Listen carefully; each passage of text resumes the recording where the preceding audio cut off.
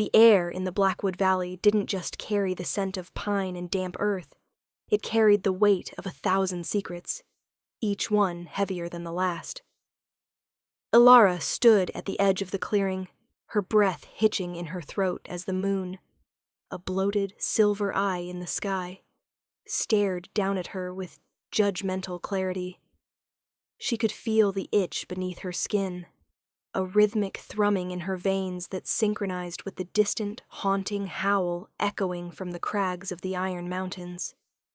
It was the night of the Red Ascent, the one night of the year when the veil between human restraint and lupine fury wore thin enough to tear. Elara wasn't supposed to be out here. As the daughter of the High Elder, her life was a curated gallery of lace dresses and diplomatic silence, a far cry from the carnage that brewed within her DNA. Yet she was a hybrid, a glitch in the pure-blood lineage of the Silver Claw Pack, and if the Alpha found out that her shift was erratic, that she carried the scent of the rogue territories, her life would be forfeit before the sun touched the horizon. She moved deeper into the thicket, the shadows stretching out like skeletal fingers to greet her. Every snap of a twig sounded like a gunshot in the oppressive silence of the woods. She was meeting Silas, a man whose very name was a curse whispered in the village taverns. Silas was a lone wolf, a drifter who had survived the Great Purge, and he held the only key to Elara's survival, a serum derived from the rare moon lily that could suppress the shift. But as she reached the stone altar where they always met, the air turned cold, colder than the mountain winter. The scent of copper and wet fur hit her like a physical blow. Silas wasn't there. In his place was a trail of blood, dark and viscous, leading toward the ravine of sighs. The panic that surged through her wasn't just fear, it was the beast. It clawed at the walls of her consciousness, demanding to be let out, promising that it could track the scent and tear apart whatever had touched its ally. Elara fought it down, her knuckles whitening as she gripped a nearby birch tree. "Not now!" she hissed, her voice cracking.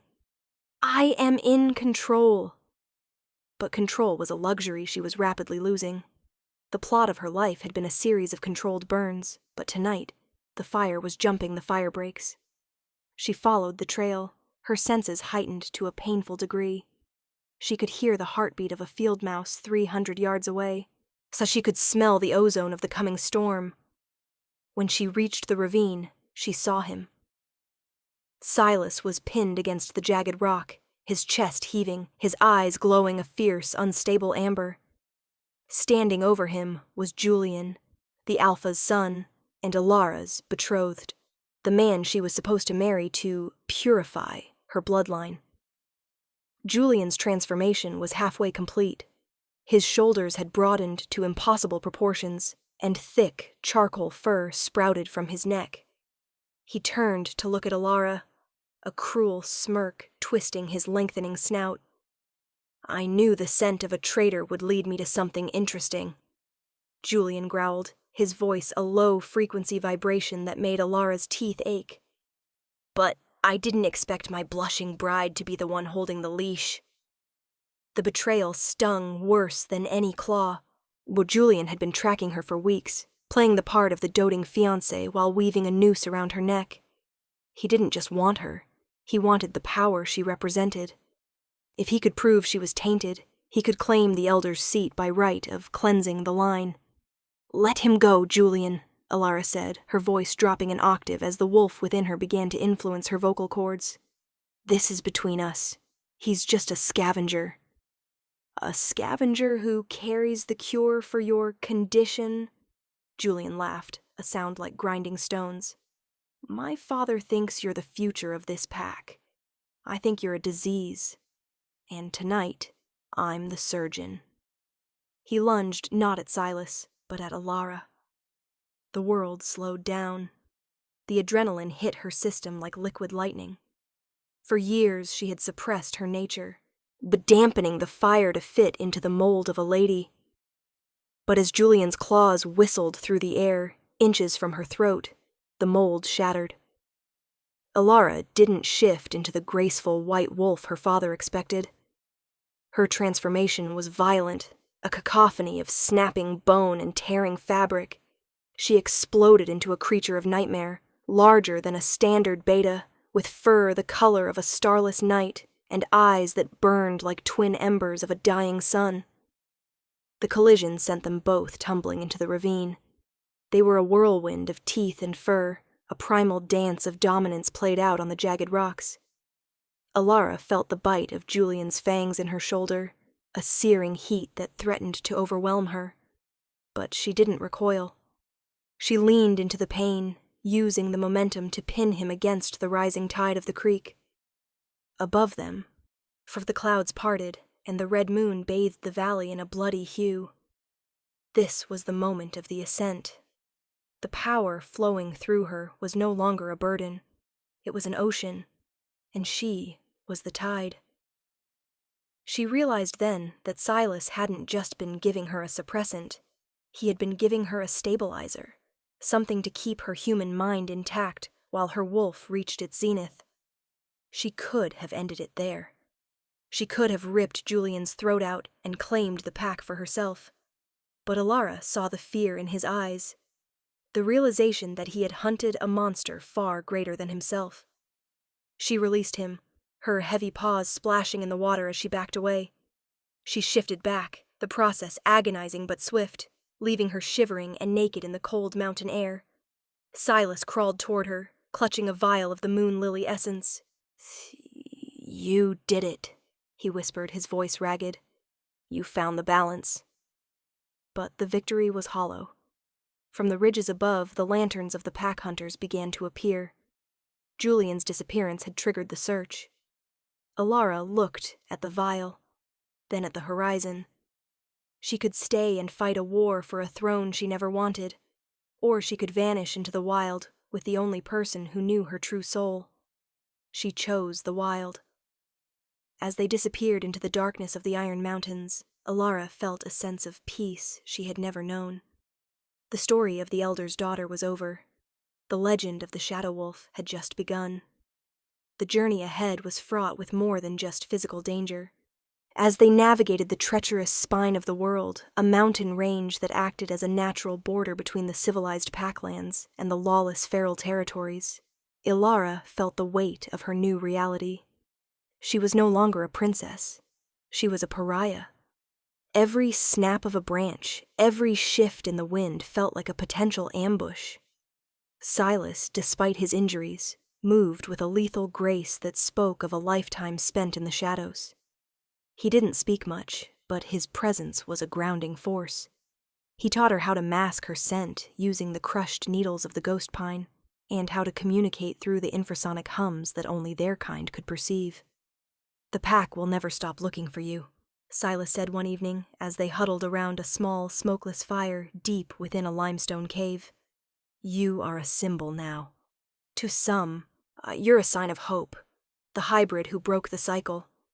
To others, you're a threat to the very fabric of our society. The High Elder, your father, he won't let his legacy walk away into the trees." Elara stared into the embers, her mind racing. "He never loved me, Silas. He loved the idea of what I could be, a tool for diplomacy, a vessel for the next generation of pure alphas. I was a chess piece, and I finally jumped off the board." "Jumping off the board doesn't mean the game is over," Silas warned. "It just means you're playing on a bigger map." As the weeks turned into months, Elara's powers grew. She learned that being a hybrid wasn't a weakness. It was a bridge. She could access the raw, unbridled strength of the wolf without losing the strategic, calculating mind of a human. She became a phantom of the forest, or a protector of the broken ones, the omegas and outcasts who had been cast out of their packs for being less than perfect. Her small band grew, not into a pack, but into a community. They called themselves the Unbound. But the peace was short-lived. A new threat was rising from the east, a cult of wolf hunters known as the Silver Hand. These weren't mere men with rifles. They were fanatics, armed with ancient knowledge and silver-laced weaponry designed to inflict maximum agony. They didn't want to just kill wolves. They wanted to eradicate the species. And they had found a benefactor. Julian. Having survived the ravine, Julian's hatred had curdled into something monstrous. He had traded his pack's secrets for the Silver Hand's technology, obsessed with finding Elara and reclaiming his honor through her blood. The final confrontation took place at the Great Falls, a place of spiritual significance for all shifters.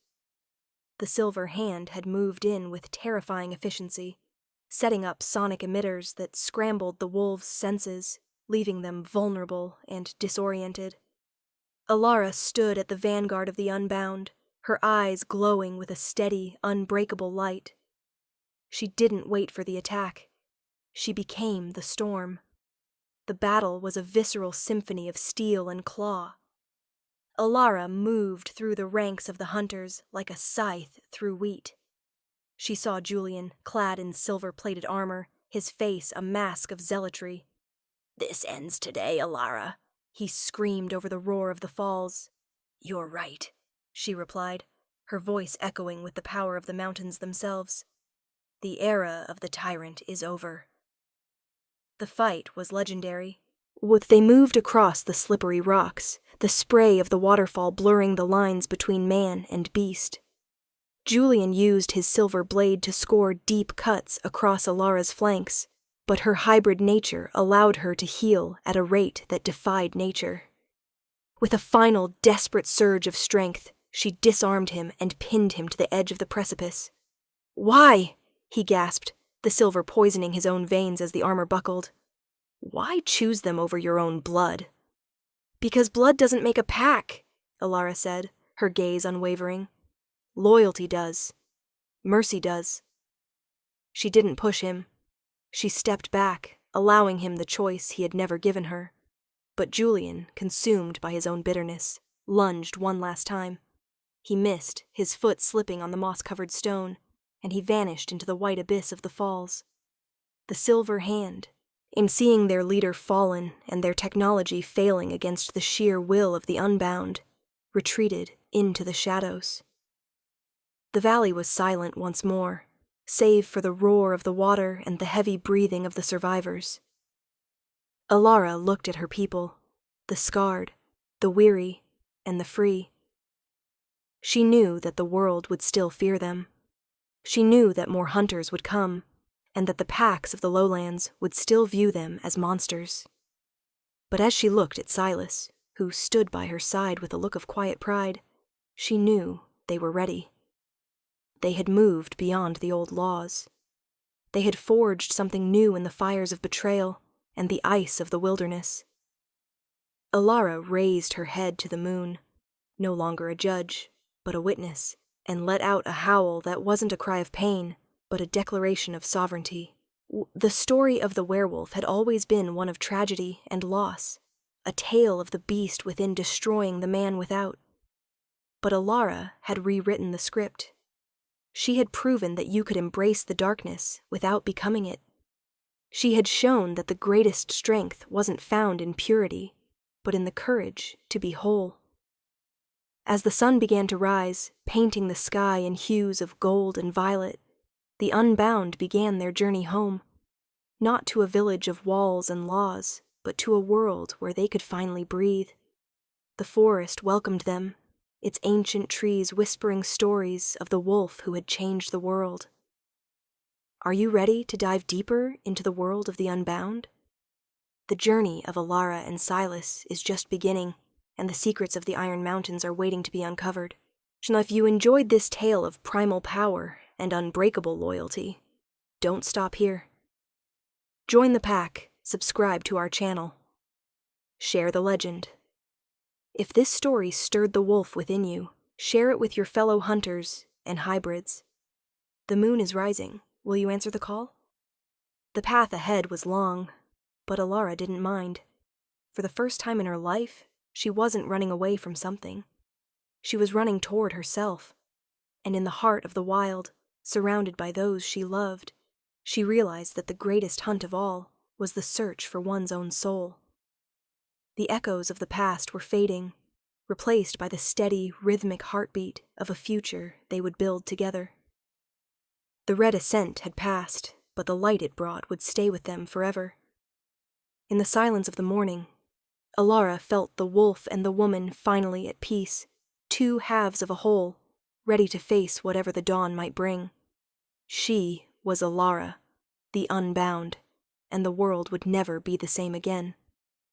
The legacy of the Blackwood Valley had been one of fear, but under Elara's influence, it began to change. The monsters in the woods were no longer the subjects of ghost stories told to frighten children. They became the guardians of the pass, the silent watchers who ensured that no one, human or wolf, would ever have to live in the shadows of someone else's expectations again. The moon lily, once a hidden secret, was cultivated and shared, a symbol of the balance they had fought so hard to achieve. Years later, travelers would speak of a magnificent white and black wolf seen at the edge of the Great Falls, standing guard over a land of peace. They spoke of the shadow wolf with reverence, not fear. They knew that as long as she was there, the valley was safe. And Elara, looking out over her kingdom of trees and stars, knew that she had finally found what she was looking for. A place where the howl was a song of joy, and the moon was just a beautiful light in the dark. The plot of her life had been complex, filled with twists and turns she never saw coming. But as she stood there, the wind ruffling her fur, she wouldn't have changed a single moment. Every scar was a map, every betrayal a lesson. She was the alpha of her own destiny, and the story was far from over. It was, in fact, just reaching its most beautiful part. The sun climbed higher, burning away the last of the mist, and Elara turned back toward the trees, where her pack was waiting. The world was wide. The mountains were high, and the moon would return tonight. And when it did, she would be ready. Are you ready to find your own pack? Follow us for more epic werewolf chronicles, and become part of the legend today.